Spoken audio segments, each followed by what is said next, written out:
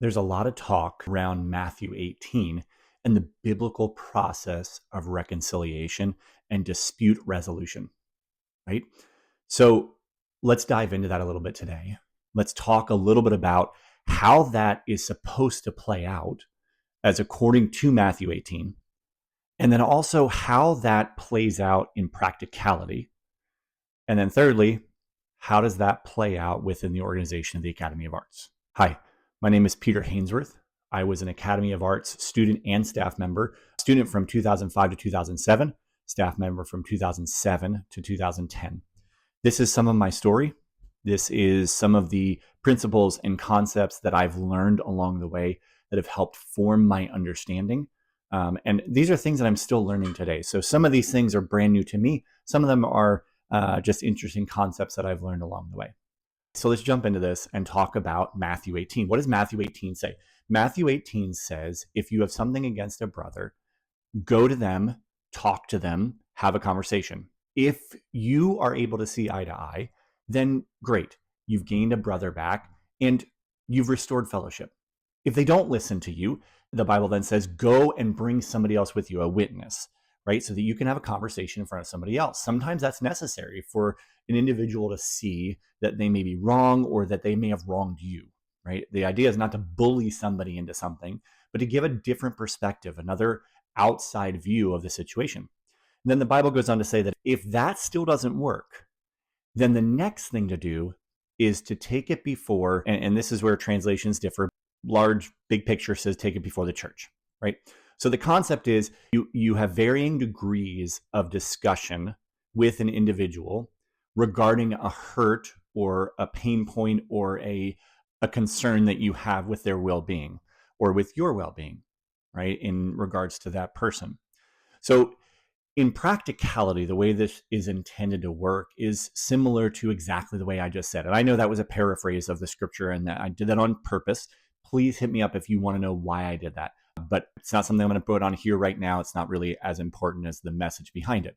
So the message behind it is talk to somebody first when you have something against them. Go and speak with them. Talk to them. Let them know.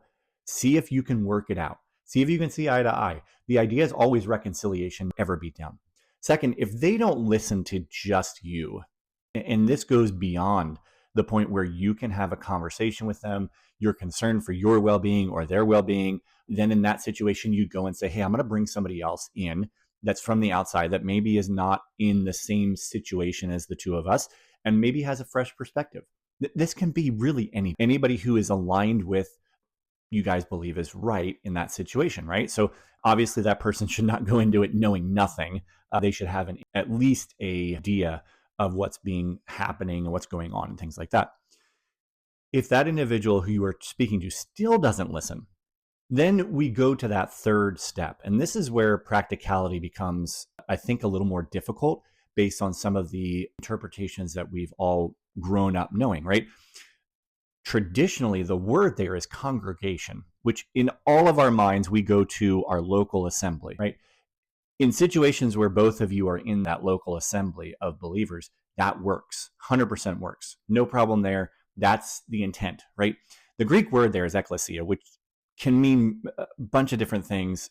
Regardless, the high level is generally it means church as a whole. So we're not talking about, it doesn't have to be the local assembly. It can be, but it doesn't have to be. It can also be a broader version of that, of the church universal as we know it, the body of believers that are spread out around the world that believe the same doctrines, right?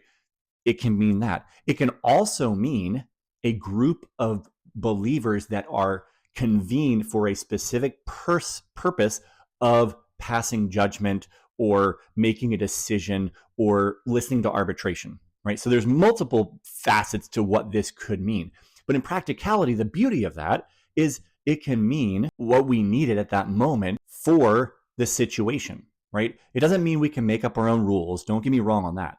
But it does give the ability to say, hey, if you're dealing with someone that's not within your church organization or your local body of believers that does not recognize that authority, that can be something else. That can be the church as a whole. That can be a body of of believers that are convened together to talk about this very thing. It could be 10, 15 people that are outside of the sphere of the quote unquote church as we know it as the local body of believers.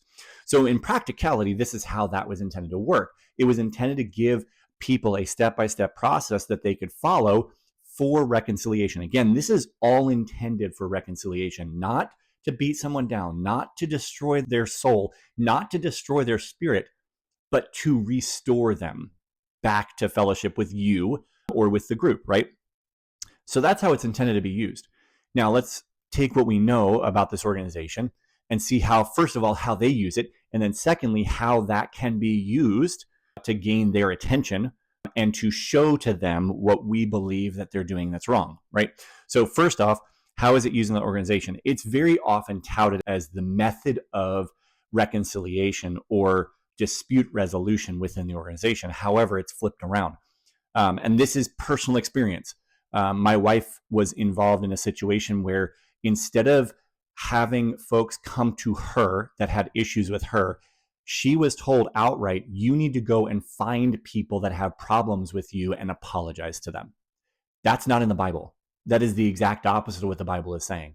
There is no intent in there that says if your brother has something against you, you go and check them out and see, feel them out, see if they need to talk to you about it. No, the Bible puts the weight of responsibility on the individual who has the problem, as it should be, right? If I've got a problem with somebody, I need to go and tell them, because the likelihood of them knowing that I have an issue is pretty small, right? As humans tend to hide those things. We don't bring those out. We've been taught to suppress them for years and years and years. So we don't talk about that often. So it's flipped around, first off. Secondly, take one or two witnesses. It never got to that point. It was never allowed to get to that point because it was always suppressed to the point where it was only the first step. You have to figure this out with the other individual who has a problem with you. Again, putting the responsibility on the individual who doesn't have the problem is extra biblical. That's not in the Bible anywhere, right?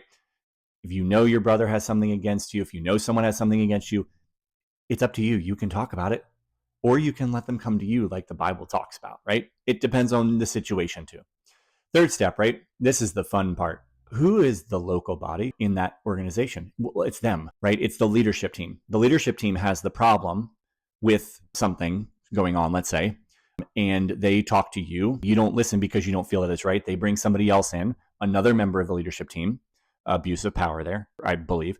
It should have been peers. There's a reason why we have in this country, you have a jury of peers rather than leaders, right? And then thirdly, the third step is to go before the congregation or the church or whatever. Well, they would take you before the church leadership, which is the leadership of the organization. Do you see the problem here? There's no accountability in any way whatsoever.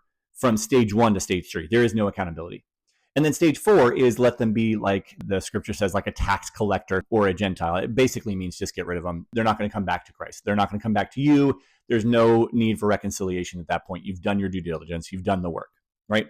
So that's how it works within the organization. Now let's take a real quick look, and I want to make this short, but I want to take a real quick look on how this works practically for those of us who feel that we really want to see changes within the organization so that it can be reconciled to each one of us who have been hurt, as well as can maybe continue in the ministry. Stage 1, talk one-on-one. I think probably everybody watching this, with the exception of maybe a few, have had one-on-one conversation with the leadership, hands down. So we've passed that, way past that. And the fact that most of us are not there anymore proves what that accomplished, which is nothing, right? There have been several individuals who've gone and said, you know what, I'm going to bring a couple people with me. That's gone nowhere as well, right? So step 2 has been followed. Bring somebody else, a witness or someone else with you to have that conversation. And if that doesn't work, now this is where it gets really interesting. If that doesn't work, take it before the church. Remember I said earlier that Greek word can mean the church as a whole. It doesn't have to be the local body. We've also stated too earlier that the local body or the local assembly that this organization is involved with is within itself. So clearly they're not going to recognize any authority within itself to rebuke itself. That won't work. That won't happen. It won't happen because they feel they are the authority in that situation, right? They also will not recognize an external local body of assembly or assembly of believers because they aren't a part of it. So why would they have any say in it? So then the only other option at this point is where I believe what we're doing now is bringing it to the body of believers as a whole, bringing awareness of the situation and giving them the opportunity to have these conversations. If you're a part of the Academy of Arts, if you're on the leadership team, if you're not, this is your open invitation to call me. Contact me one way or another. Everybody knows how to get a hold of me.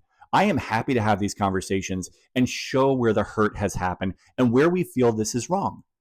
I'm not out here to shut you down. I'm not out here to harm you in any way. I'm here to follow the biblical model as it was laid out in Matthew 18 to show you where we believe that you are wrong and how we can reach that path of reconciliation. It's going to be a long road. It's going to hurt. It's going to be painful. But hey, nothing in life is easy. It just isn't. So if you're watching this and you've already left, I hope this is an encouragement to you to know that according to Matthew 18, this is following the biblical model. There's been questions on whether this is or not, whether we should go about it a different way. I truly believe with all my heart, we are following the biblical model. And I truly believe that we are giving every opportunity for reconciliation over just discounting everything and saying we're done. That's the easy thing to do. I want to say that. Believe me, for years, I said nothing. I was silent. I didn't speak. I can't do it anymore. I believe that I have a responsibility and that we have a responsibility to speak up and talk about these things. If you're watching and you've left the Academy of Arts, I hope this is an encouragement to you that we are following what the Bible teaches in truth. If you're watching this and you're still there at the Academy of Arts and want to leave, but don't feel that you can, reach out to one of us. We can talk. My socials are on the description of this video. You can reach out to the page administrator of Exiting the AOA. That also will be linked in here. There's an anonymous form that you can use as well. We have ways of speaking with you. We want to talk to you and show encouragement and love. If you're a staff member or if you're in the leadership team and you want to have a conversation, my door, proverbially, is always open. I'm happy to have that conversation. Hope this helps. Look forward to seeing you on the next video.